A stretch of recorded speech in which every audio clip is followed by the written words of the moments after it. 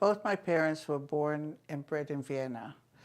My mother came with her family to Israel. I was born in Israel when she was a very young student, and she was an only daughter. Her parents would not let her go alone, so they all joined, and that was basically a Zionist aliyah.